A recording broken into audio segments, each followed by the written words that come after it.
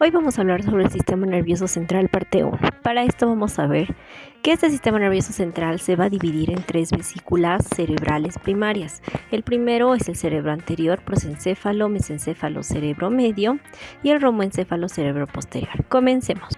El sistema nervioso central aparece al inicio de la tercera semana, como una placa de ectodermo engrosado en forma de zapatilla. A esto se denomina placa neural. En esta región se sitúa en la región media dorsal delante del ganglio primitivo unos bordes laterales que se denominan pliegues neurales.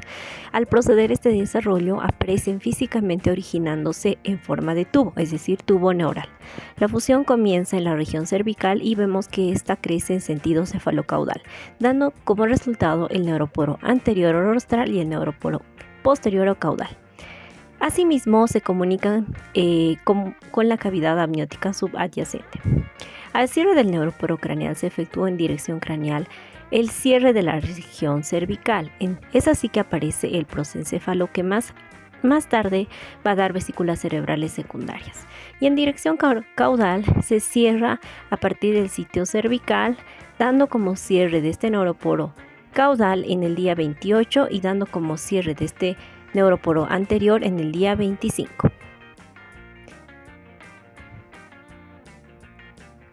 En el extremo cefálico del tubo neural muestra tres dilataciones, estas denominadas vesículas cerebrales primarias. Una es el prosencéfalo o cerebro anterior, otra es el mesencéfalo o cerebro medio y la tercera es el romboencéfalo, que produce dos pequeños pliegues. Uno es el pliegue cervical, donde se va a encontrar en la unión del romboencéfalo con la médula espinal, y el pliegue cefálico, que ésta se encuentra en correlación con el cerebro medio. En la quinta semana del desarrollo tenemos vesículas cerebrales primarias que se diferencian en 5 vesículas secundarias. El prosencéfalo da al diencéfalo y telencéfalo. El romboencéfalo va a dar al metencéfalo y al mielencéfalo. Y el mesencéfalo se comunica como tal y se queda solamente ahí. A su vez vamos a poder observar que tenemos lo que va a ser un surco profundo que se va a denominar el istmo romboencefálico, que separa lo que es el mesencéfalo del metencéfalo. Y por último también tenemos lo que es un pliegue que se denomina el pliegue póntico, que marca el límite entre el metencéfalo y el mielencéfalo. Vamos a observar que van a dar diferentes estructuras de estas vesículas cerebrales secundarias. Empezamos con el diencéfalo, la cual va a formar la vesícula óptica, el tálamo, el hipotálamo y la hipófisis. En la parte del mesencéfalo vamos a ver que da los colículos anteriores y posteriores. En la parte del metencéfalo da al cerebelo y el puente, y en el mielencéfalo da a la médula oblongada.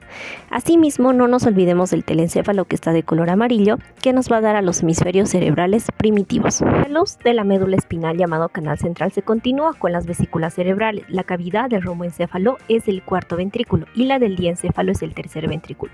Estos hemisferios cerebrales son los ventrículos laterales. Entonces, el tercer y el cuarto ventrículo se estrechan mucho y se conoce como acueducto de Silva. Por otro lado, tenemos también los ventrículos laterales que se comunican con el tercer ventrículo, que va a formarse a través de agujeros interventriculares de Monro. Para hablar de las células neuroepiteliales es importante hacer una correlación, ya que este presenta un epitelio pseudoestratificado que también es grueso, que se va a conectar con los complejos de la unión. En estas fases hay un cierre de lo que va a ser el surco neural e inmediatamente se forma como tubo. Entonces ahí vemos que hay muchas células que se van a formar en la capa neuroepitelial, denominadas neuroepiteliales. Asimismo, podemos observar que en conjunto estas capas neuroepiteliales ven la formación de células con un núcleo redondo, un núcleo plasma pálido y un núcleo de coloración pálida. Se tratan de células nerviosas primitivas o llamadas neuroblastos. Estas capas de células van a ir a dos capas específicas, a la capa de manto y a la capa marginal. Cuando hablamos de capa de manto estamos hablando de la sustancia gris de la médula espinal, ¿no? Que esta capa es más externa de la médula espinal. Y vamos a ver que hay otra que se denomina la capa marginal, que esta contiene fibras nerviosas que nacen de estos neuroblastos en la capa de manto y se mielinizan de las fibras nerviosas. Entonces, al asumir un aspecto blando y al asumir un aspecto mielinizado, cambian a una sustancia blanca y forman la sustancia blanca de la médula espinal. Debido a la incorporación de estos neuroblastos a la capa de manto, ambos lados del tubo neural muestran un engrosamiento, tanto que sea de manera ventral y dorsal. Entonces, los engrosamientos ventrales van a ser estas placas basales, que van a formar todas las áreas motoras del cuerpo humano, mientras que los engrosamientos dorsales van a formar las placas alares y van a formar todas las áreas sensitivas del cuerpo humano, es decir, la sensación, temperatura, tacto, etc. Vemos un surco limitante que marca entre estas dos porciones. Esta es conocida como placa de techo, que no contiene neuroblastos. A su vez vamos a ver fibras nerviosas que cruzan para ver ahí ya los puntos o centros de astas, tanto motora, ventral y asta sensitiva dorsal. Estas son grupos de neuronas que se acumulan en dos áreas hasta crear una pequeña asta denominada intermedia, que contiene neuronas de la porción simpática del sistema nervioso autónomo. Vamos a ver un poco de lo que viene a ser diferenciación histológica. Como hemos mencionado, tenemos los neuroblastos o neuronas primitivas. Se producen por su división celular y al comienzo tienen una pequeña prolongación que se extiende hacia la luz, que recibe el nombre de dendrita transitoria. Pero al migrar a la capa de manto, esta prolongación desaparece y los neuroblastos solamente se hacen redondos, temporales y apolares. Vemos que se van a diferenciar y aparecen otras dos prolongaciones a los lados opuestos del cuerpo celular que forman un neuroblasto bipolar, y asimismo en el extremo de la célula se producen más prolongaciones al otro extremo y muestran arborizaciones citoplasmáticas que son las dendritas primitivas. Entonces ya no se llama neuroblasto bipolar, se llama neuroblasto multipolar. Tras este desarrollo se convierte ya en una célula nerviosa adulta o neurona. Con respecto a las células gliales, la mayoría de estas células son células de sostén primitiva, o sea, más denominados como los glioblastos. Se originan de las células neuroepiteliales y estos glioblastos migran a la capa neuroepitelial, es decir, a la capa marginal y a la de manto. En esta se diferencian en diferentes, por ejemplo, el astrocito protoplasmáticos, astrocitos fibrilares, los cuales están ubicados en los vasos y las neuronas cumplen funciones de sostén, metabólicas. Tenemos las oligodendroglía, que es otro tipo de célula de apoyo que posiblemente es procedente del glioblasto, que están localizadas en la capa marginal. Mucho ojo con esto. Durante la segunda mitad del desarrollo aparece un tercer tipo de célula de sostén que se denomina la microglía.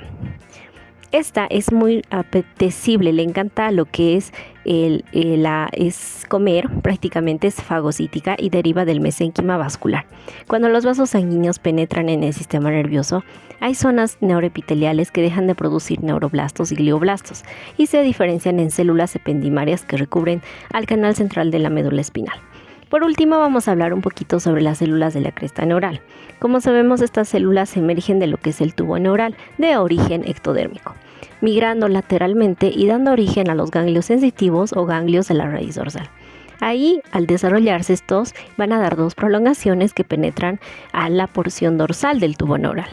En la médula espinal terminan en el asta dorsal o ascienden por la capa marginal hacia uno de los centros superiores del cerebro. Esas prolongaciones se denominan raíz sensitiva dorsal del nervio raquídeo. Las que crecen en la parte periferia se unen a la raíz motora ventral, participando en la formación del tronco del nervio raquídeo. Además, podemos ver que aquí hay ganglios tanto sensitivos y motores. En este caso, los sensitivos de la célula de la cresta neural se diferencian en neuroblastos simpáticos, células de Schwann, células de pigmento, odontoblastos y meninges.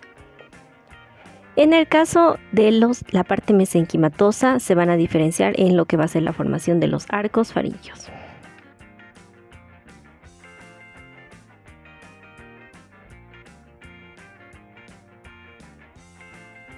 Vamos a ver cómo se forman los nervios raquídeos. Estas aparecen en la cuarta semana, provienen de las neuronas de las placas basales de la médula espinal. Estas fibras se juntan y se forman denominadas raíces de nervios ventrales. Aquí podemos observar que contiene fibras tanto sensitivas y fibras motoras. En este caso, las que son dorsales van a contener fibras sensitivas porque se originan de las neuronas de la médula espinal en los ganglios de la raíz dorsal o ganglios raquídeos, derivados de la célula de la cresta neural. Pero las prolongaciones de los ganglios hacen que penetren hacia las astas dorsales de la médula espinal Estas prolongaciones se unen a las raíces de los nervios ventrales para formar en su totalidad al nervio raquídeo. Vamos a observar que la fibra de la raíz dorsal tiene una inervación sensitiva, mientras que las fibras de la raíz ventral tienen una inervación motora. De modo que los nervios raquídeos prácticamente van a tener tanto fibras sensitivas y fibras motoras. Los nervios raquídeos se dividen en dos, en una dorsal y en una ventral. Las primarias ventrales inervan a las extremidades, a la pared del cuerpo central y forman grandes plexos. Y vamos a ver que las dorsales primarias se inervan a la musculatura axial dorsal, articulaciones vertebrales y piel de la espalda. Ya llegando al tercer mes del desarrollo, la médula espinal se extiende a lo largo del embrión y los nervios raquídeos cruzan los agujeros intervertebrales, donde se origina con el paso del tiempo la columna vertebral. La dura madre se alarga más rápido que el tubo neural, entonces al extremo terminal de la médula espinal se va dirigiendo a un nivel mucho más alto. En el momento del nacimiento se ve que se halla a nivel de la tercera vértebra lumbar. A causa de un nacimiento tan desproporcionado, las raíces dorsales y ventrales de los nervios raquídeos se desplazan oblicuamente y desde este segmento se origina la médula espinal. Hasta ese nivel de la columna vertebral hay raíces apropiadas que se unen para formar nervios raquídeos. En el adulto, de la médula espinal termina en la L2 o L3. Mientras que el saco dural en el espacio subaracnoideo se extiende hasta la S2. Al final, esta médula espinal produce una extensión hasta la S2 para formar el hilio de la pía madre que caudalmente cruza con la dura madre y se extiende hasta la primera vértebra de la coxis.